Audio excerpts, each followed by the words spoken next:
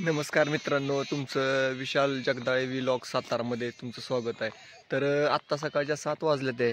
तुम्ही बघू शकताय की माझ्या मागच्या साईडला की सूर्य कसा दर्शन देतोय सकाळ सकाळचं. आणि आत्ता सकाळची थंडी भरपूर आहे. तर आत्ता मी ज्वारी भिजवाय आलोय रानामध्ये. आत्ता ह्या छोट्याशा बारक्या ठेक्यामध्ये युरिया घेऊन आलोय. म्हटलं ज्वारीला जरा युरिया सोडावा, कारण की ज्वारी आत्ता आपली सध्या लयच पिवळी दाखवते. त्याच्यामुळे म्हटलं आता जरा युरिया सोडावा भिजवताना. तर चला जाऊया.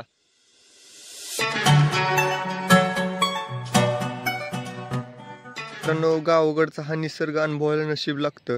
कसला भारी निसर्ग दिसतोय हे बघा. तर मित्रांनो, आता दारा मोडलंय मी. याच्या अगोदर एक वाफा भिजला आपला. तर तुम्ही बघू शकताय की पाण्यातून कशा वाफा निघतात आहे. असं क्वचितच ठराविक ठिकाणी बघायला भेटतं. मग थंडी असल्यामुळं असं पाण्यातनं वाफा निघतात आहे.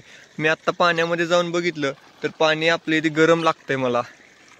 तर वाफा कशा निघतात बघा मित्रांनो.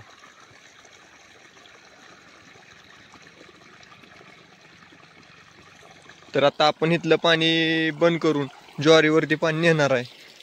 चला तर मग आता आपण तिकडं ज्वारीवरती भिजवायला जाऊया.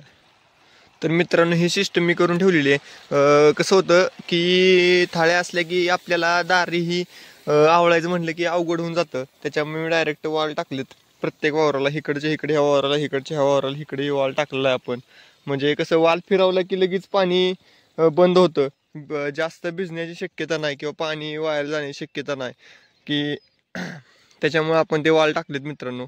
बघू शकता तुम्ही कसं सिस्टम केली आपण ती. पुढे दिसते ती आपली ज्वारी आहे. तुम्ही बघू शकताय कशी पिवळीची कूट पडली सगळी. मित्रांनो, एक किस्साच झाला. तिकडून मी वाल फिरवलं आणि इकडे लाईटच गेली. मी इथं येऊन बघतो तर पाणीच नाही. आता बघू लाईट किती वेळ येते. आता बसायचं वाट बघत लाईट केव्हा येते ती. हे असं सगळं शेतकऱ्याचं हे असतंय बघा. लाईट टिकत नाही, नीट भिजत नाही. लाईट असली तर पाणी नसते आणि पाणी असलं तर लाईट नसते मित्रांनो बघा. मित्रांनो, साधारण 1.5 तासानंतर लाईट आलेली आहे. तुम्ही बघू शकताय आवाज येतोय. म्हणजे एवढं वाट बघून आत्ताशी लाईट आली आहे. आपल्या डीपीवरची फ्यूज गेलती तर ती वायरमॅनला सांगून बसवायला सांगितली. त्यांनी आत्ताची फ्यूज बसवली आहे.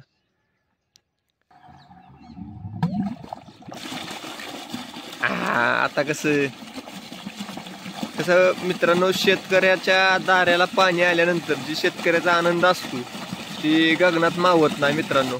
कसं आहे, तर आता आपल्याला ही ज्वारी भिजवायची आहे.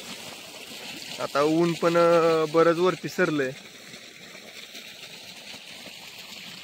आता बघू किती वेळ लागतोय ही ज्वारी भिजवायला. आतापर्यंत अर्धा वावर झाला असतं माझं भिजवून, पण लाईट नसल्या कारणाने आत्ता आपलं लेट होणार आहे जरा आपल्याला भिजवायला.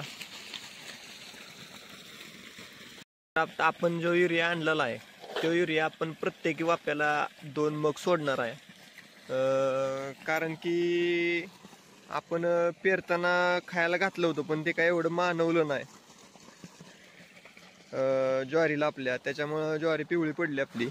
तर आता आपण प्रत्येक वाफ्याच्या तोंडाला 2-2 मग सोडणार आहे.